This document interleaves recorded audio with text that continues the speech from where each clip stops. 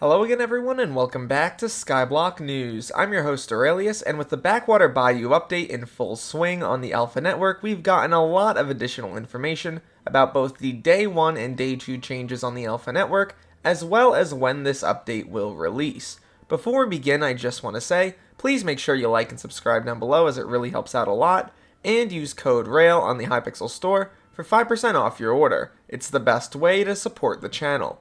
Without any further ado though, let's get started. Starting off with the most important news, we actually have a scheduled maintenance period for the release of the Backwater Bayou update. So on March 18th, 2025, from 8 to 12 EDT, Skyblock will be undergoing maintenance. This is relatively soon, it is in fact next Tuesday, and honestly it makes a lot of sense. This is a major update though, so maybe it will take a little while for the downtime to be finished. Currently they're saying it's going to be around 4 hours. Don't be too shocked if it goes a little longer than that. Starting off here, we also have a few other changes I want to go over on the Alpha Network, beginning with Aquamarine Gemstones. You may now notice that they no longer give Sea Creature Chance. In fact, they now give Fishing Speed. With this change, there has also been a few other changes to how fishing operates. The Underground Fishing Speed nerf has seemingly been removed, and there has been changes to a few pets, notably the Ammonite pet, as well as the Penguin pet. The general idea behind these changes seems to be making getting 100% Sea Creature Chance a little bit more complicated, while also allowing other routes to get more fishing speed. This kind of makes sense because it was really easy for even an average player to get fairly close to 100% or even hit it. It seems like they want that to be a harder thing to do, which I personally understand. Also, I like that the Penguin now gives you a lot of cold resistance now, very, very cool, and likely a lead up to the Great Glaciate Lake. In terms of other changes, the Giant Fishing Rod got nerfed pretty significantly in terms of its double hook chance and its fishing speed. Very significant here, and I wonder what this means for the item going forward. Another new addition that I wanted to talk about is the Bluetooth Ring.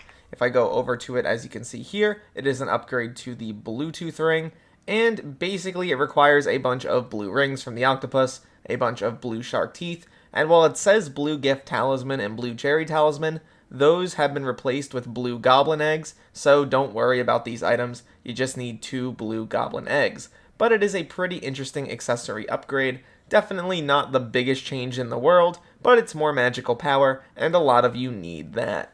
As part of the new update, if you want to get Roddy's Abaphone contact, all you need to do is end up killing a Banshee, and then you get the torn cloth from the Banshee, and you just give him the torn cloth, that's it.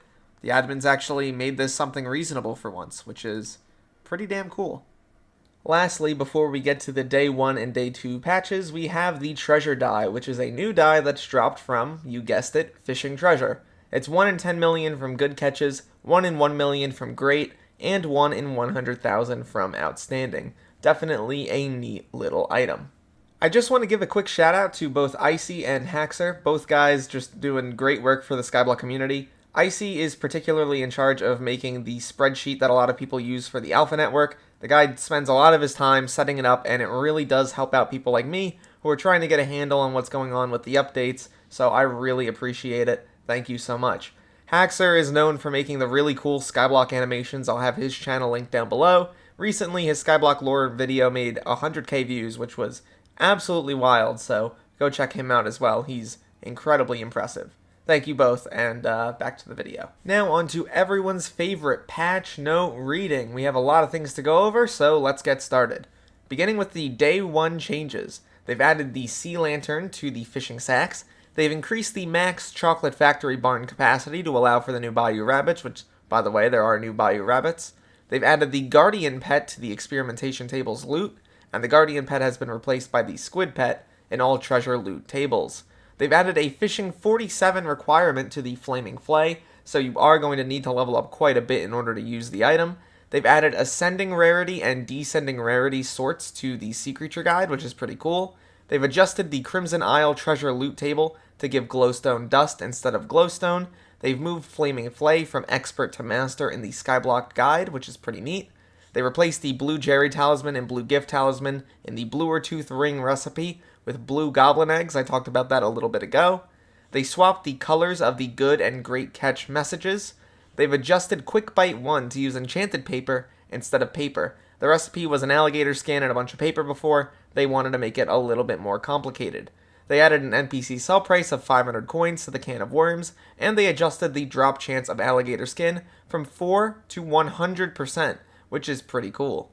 They've reduced the NPC sell price of alligator skin from 50k to 5k coins, same thing for the scorched crab stick. They're also looking to add a hotspot bait crafted from 1 scorched crab stick and 1 enchanted pufferfish that outputs 16 hotspot bait. The effect is plus 50% chance to fish up hotspot sea creatures.